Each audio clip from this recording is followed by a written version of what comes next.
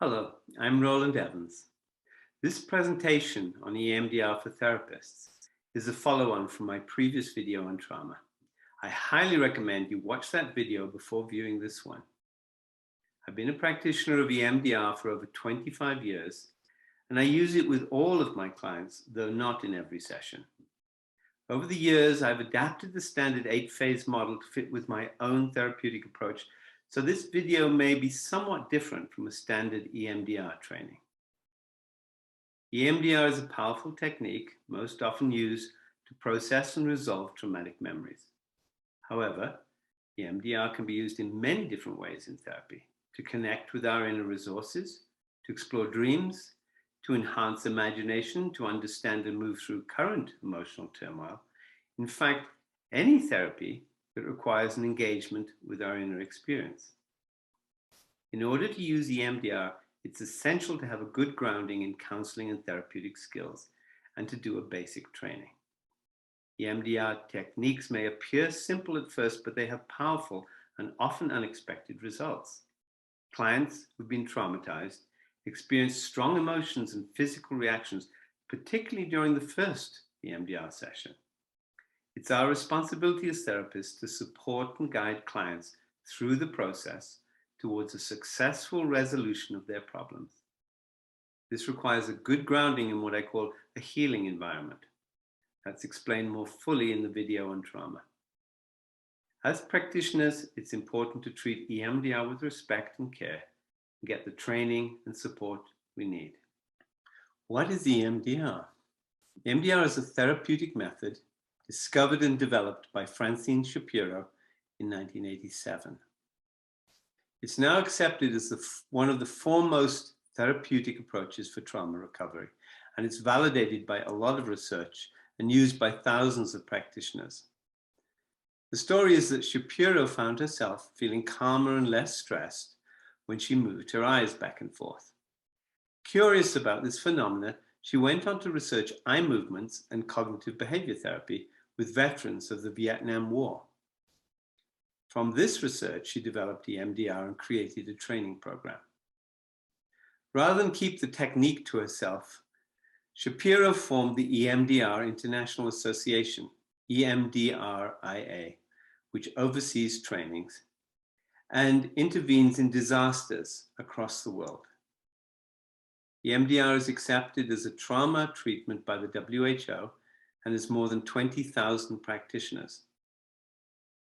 Francine Shapiro was a gifted therapist, and I was lucky to do my EMDR training with her in the early 1990s.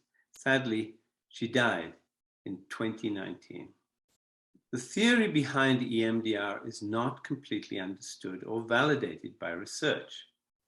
The working hypothesis is that during dreaming, REM or rapid eye movements alternatively activate the two sides of the brain. This is when we process and integrate waking experiences. Traumatic memories, as distinct from ordinary memories, are emotionally charged and seem to create disconnections in our neuronal networks, so trauma is inadequately processed in the brain. Alternating eye movements, tappings, or sounds, called bilateral stimulation, BLS, has a similar effect to REM during sleep. So EMDR facilitates integration and reorganization of brain networks in order that traumatic memory loses its emotional charge. From her discoveries, Shapiro developed a therapeutic protocol with 8 stages. In this video, I will go over the standard 8 phases and mainly focus on the stages of working through traumatic memories. The 8 phases of EMDR are an excellent foundation and structure. Before I go into them in detail, I'll discuss what I believe are 6 core elements of EMDR. The first 3 are safety and trust, focus on a particular memory or experience, and maintain an inward focus on all aspects of that memory. EMDR brings up emotions and difficult memories, so it's important that there's a good therapeutic relationship in which the client feels safety and trust, what I call the healing environment. For some clients, this may take a number of sessions before they are ready for EMDR. Clients should also have a signal, verbal or physical, that lets the therapist know they are getting emotionally overwhelmed and need to stop or pause the processing. It's important to help the clients get in touch with inner strengths, as this will help them through the EMDR process. I will explore different ways to create safety and inner resources later in the presentation. EMDR requires that the client focus on their inner experience and describes what they're experiencing in the moment. The therapist asks the client to notice all aspects of their experience: body sensations, images, feelings, and self-cognitions. Self-cognitions are thoughts or attitudes towards the self, such as I am hopeless, or I'm not good enough, or I'm to blame. These negative beliefs are worked with later in the process. The second three elements, or core elements of an EMDR session, are using bilateral stimulation, BLS, reflecting and guiding the process, and moving towards resolution of the memory. Accessing inner resources and processing memories is done while the client experiences bilateral stimulation. BLS can be done in any sensory modality: eye movements, sounds, tapping, mechanical buzzes, and other means. And while eye movements are most common, other sensory modalities can be less tiring for the client and produce just as good results. As the client focuses inward and describes their experience, the therapist reflects back what the client is saying and helps them stay in touch with their inner experience, not just talk about it. If the client gets overwhelmed, the therapist guides them towards safety and their inner resources. Finally, the goal of an EMDR session is to decrease the emotion and physical arousal associated with a traumatic memory. In a successful session, the client will feel more relaxed and settled, even when they think about that previous memory. These are the 8 phases of EMDR developed by Francine Shapiro. So first is history taking and treatment planning. Then there's preparation, assessment, desensitization using bilateral stimulation, BLS, installation of positive beliefs, body scan, closure, and reevaluation. In the following slides, I'll break the 8 phases into pairs and go over them in detail. So first we have history taking and treatment planning. In preparation for EMDR, it's important to take a full trauma history. We ask about all traumatic and difficult experiences, not just current ones, but those throughout the lifespan. These may include abuse, violence, illnesses, and accidents. You can ask a client to write them down between sessions, together with the main emotional reactions they had. That allows the client and practitioner to decide which experiences they need to focus on in a particular session. So preparation is readying the client for EMDR by explaining the process, answering questions, and preparing them for possible emotional reactions. I usually say that they might feel stirred up during the EMDR, and that stirred up feeling may go on for a day or so after. Then it will tend to settle. Preparation usually includes gathering resources, such as the butterfly hug or a safe place, and other ways to help the client self-soothe and regulate any emotional reactions during and between the sessions. These resources are covered in later slides. The second 2 of the phases are assessment and desensitization.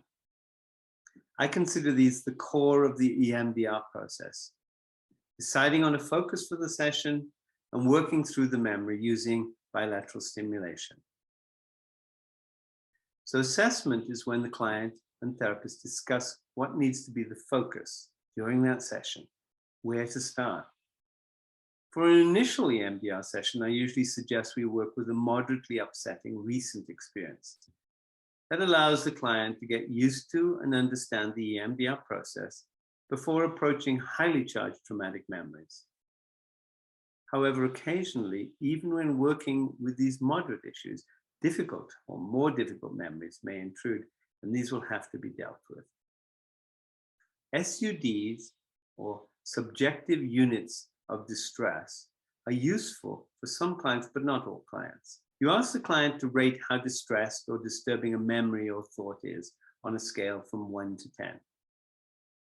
SUDs are used to help track how distress decreases during a session.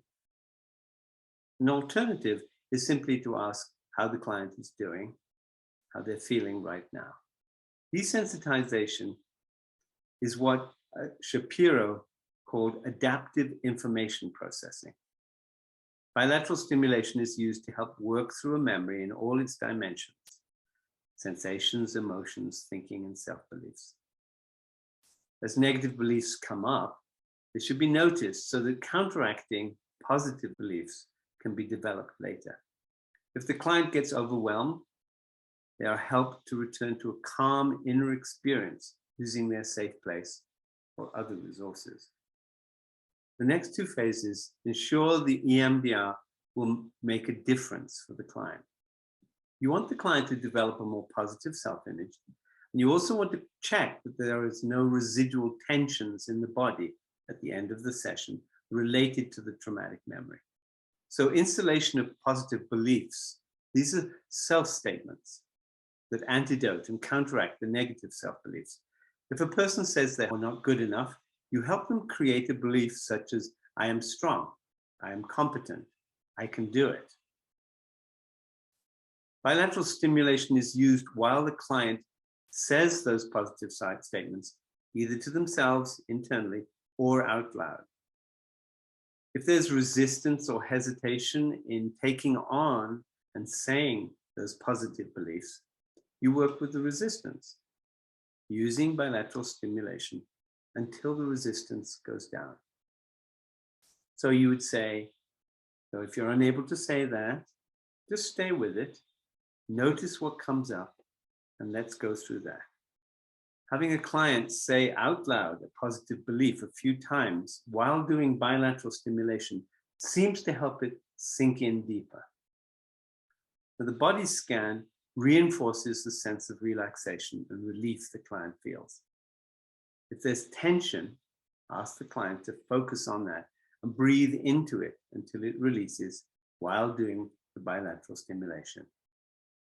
The final two phases are closure and reevaluation. Try to close the session on a positive note. Use a safe place or other positive resources as needed. In some cases, it's hard to get positive closure.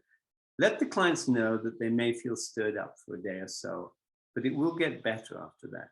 There's a rhythm where the feelings of being distressed or stirred up usually requires 1 or 2 sleeps in order for it to settle.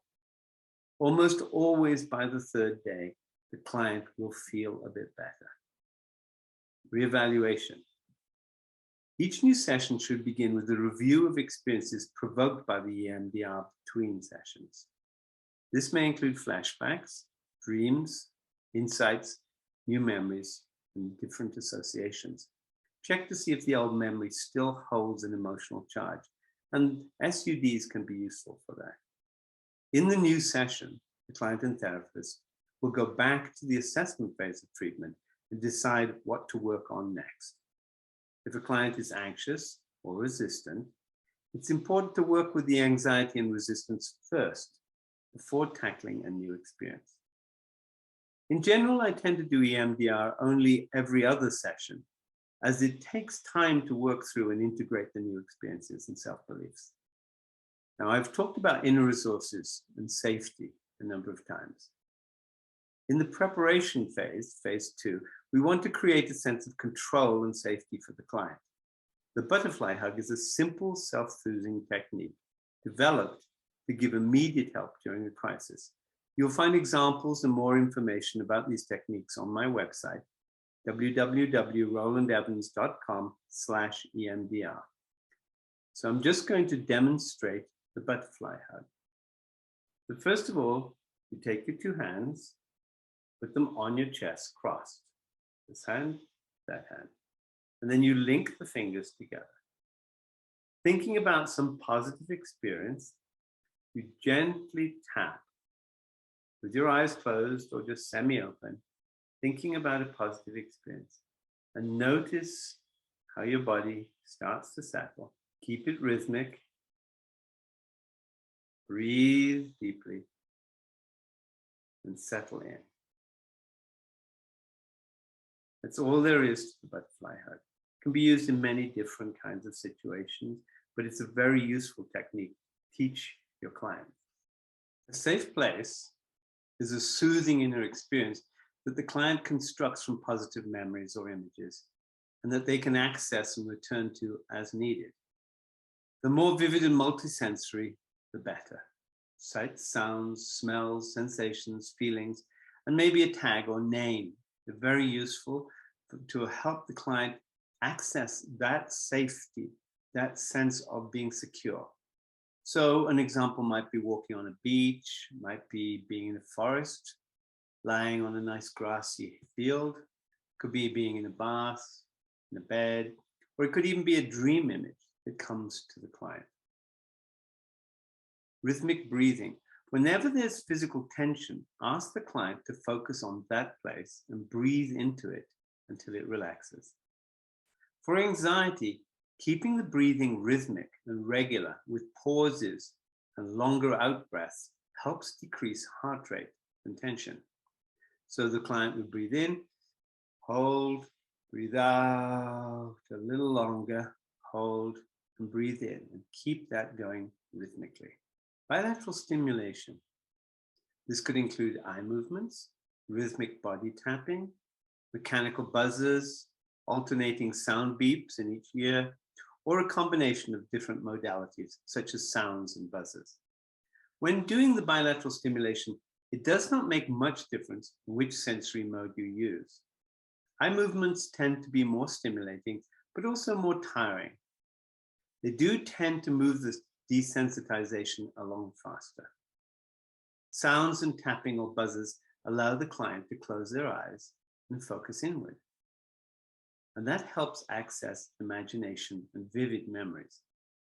It also doesn't seem to make a difference how fast the alternating sensations are. Although if you're trying to help a person feel calmer, then you might do slower bilateral stimulation. I use an internet YouTube soundtrack on Zoom, and that seems to work well for me. There are many other resources online, and I suggest you try different modalities until you find those that suit you best. So these are the kinds of questions and prompts to use during the processing phase. The prompts and questions are designed to keep the client's focus inward and not intellectualize or think about things outside of themselves or in the future. So you would not want to say, what do you think about that? It would be better to say, what's going through your mind now? Or you might not even want to say, how does that make you feel? You'd ask what's happening in your body.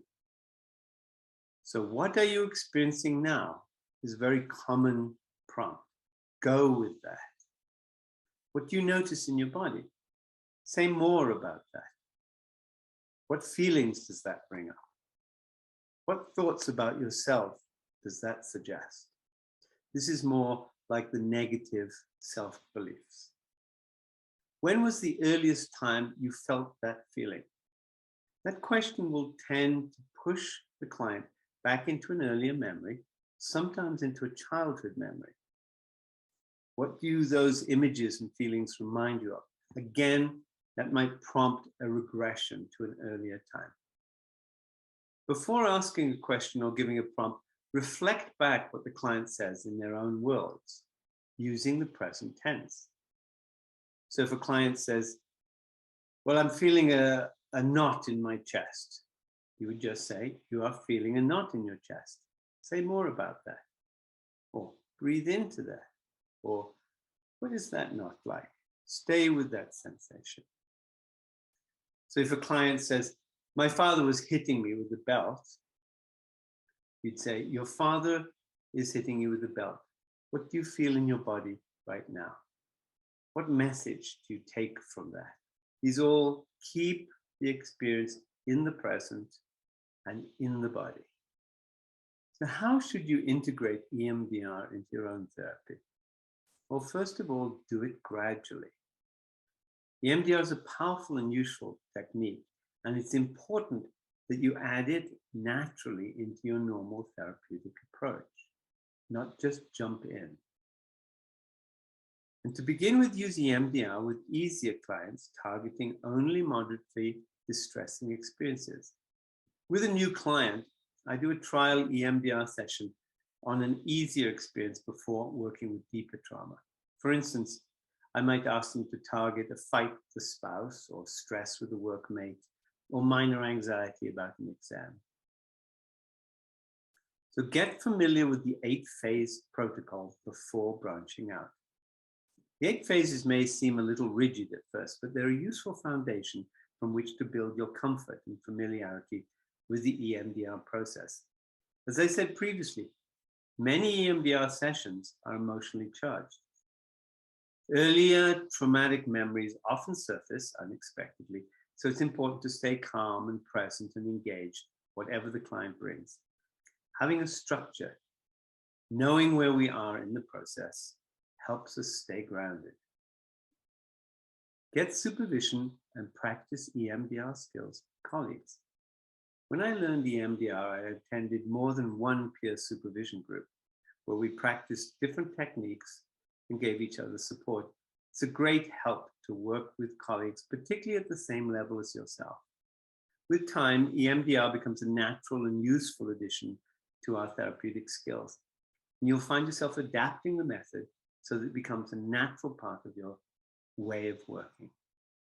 You'll find more readings and resources on my website at roland-evans.com/EMDR.